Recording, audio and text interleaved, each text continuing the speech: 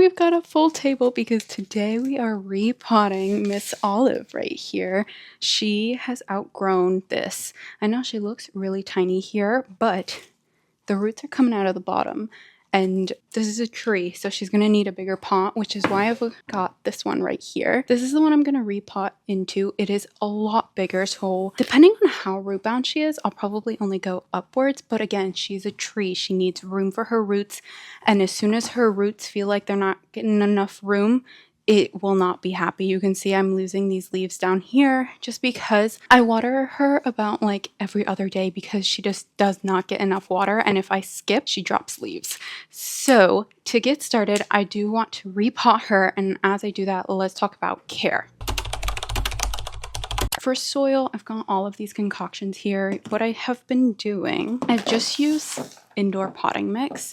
I found with soil for this guy, it really depends on the gardener and not so much the plant, because in Syria we would use like sandy, clayish soil, like the soil that comes out of the ground. However, I have noticed that for my watering type and just the way I take care of my plants and how much sun they get here, I need to use an indoor potting mix. It just works better with the way I am used to gardening. For this, I just pour in a little bit of this guy. I'm going to need a lot of soil today. I'm probably going to have to mix in batches, but to this, I have noticed I want to add a little bit of chunkiness. So I usually add in orchid bark, and then I've also got some coconut chunks. So I add in a little bit of both, not too much, just because the indoor potting mix is kind of light and airy. It doesn't need as much, and I found that it doesn't need chunky soil like other aeroids would need. This is also based off of what I have noticed for the plants. However, it could be completely different for different climates and different gardening types. But I'm gonna go ahead, mix those in. I also add in a lot of perlite.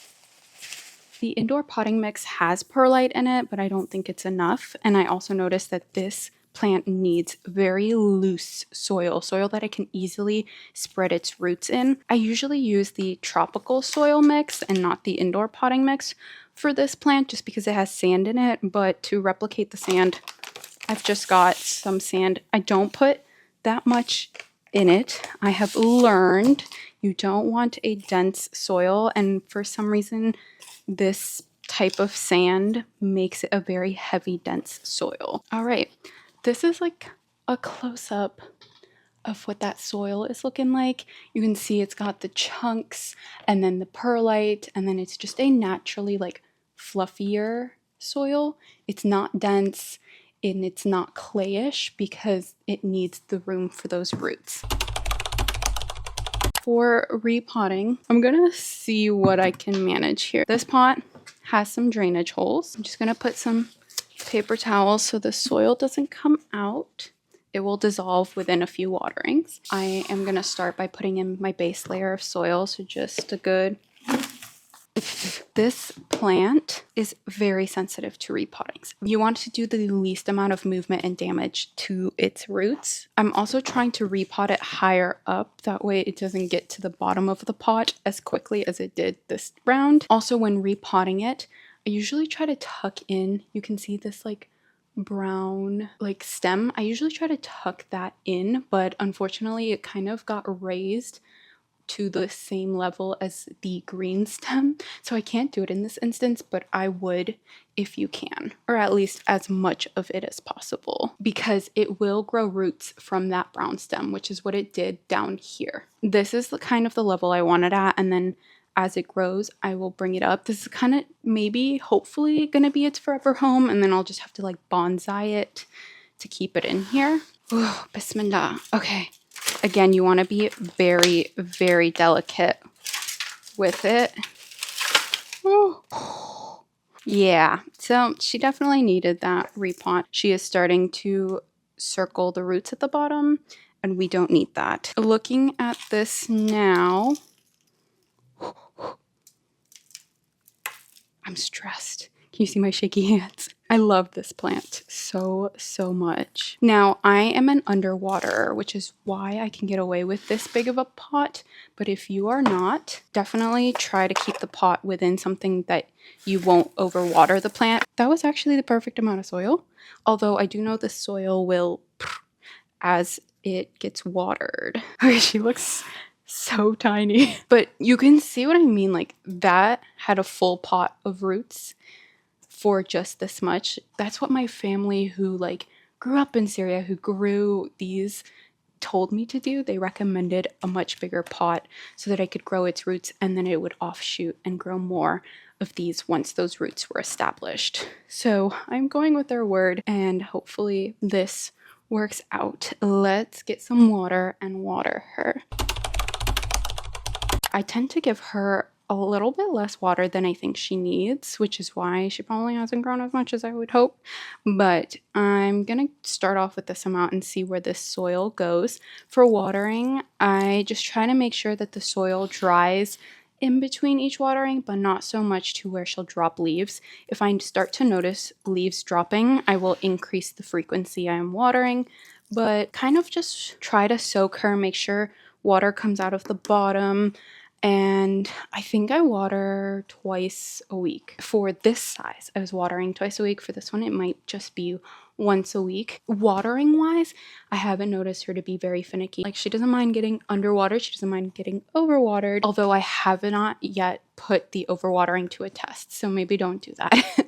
I have noticed that if I do miss a watering or she's very dry, she does not really get harmed that much. I mean, probably because it's like a desert plant, it's used to drier climates and brighter sun and things like that. Now in her new home, I place this home in my window. In terms of sun, she gets east, south, and west facing sun. So she's getting sun all day. I do have gloomy days, and I do have days where she's only getting indirect sun and things like that. So obviously she can handle that. However, this is a Spanish variety of seed. So Spanish sun, you get what I mean. She needs sun all day. I do believe there are some varieties that can live off of just indirect sun, but I haven't experimented with them. And honestly, I would say putting her in direct sun is kind of a must. She does sit in like around 75-ish degrees, and I have found that that has been good for her, although I haven't really tested out other temperatures. In my old place, my old plant used to sit in like 70-ish, like 68, 70-ish, and that was fine for it. So I would kind of keep it in between those temperatures. I think as soon as it gets too cold, it will not survive. As for humidity, it currently sits in 50% humidity, although at some point it was sitting in like 20% humidity, so it is not really humidity picky. Honestly, it's not a picky plant in general.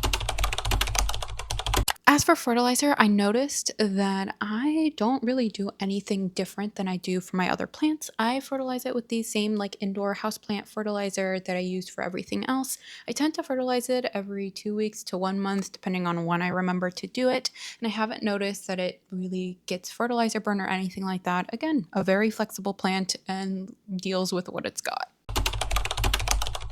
So this guy was sitting next to some pests or plants that had pests, and I noticed that honestly it did not get hit. I don't know if it's just the type of plant or because I had her coated in diatomaceous earth and I was treating her, but she handles treatment and pests pretty well. And I wouldn't say she's pest repellent, but I don't think she gets like too bothered by it.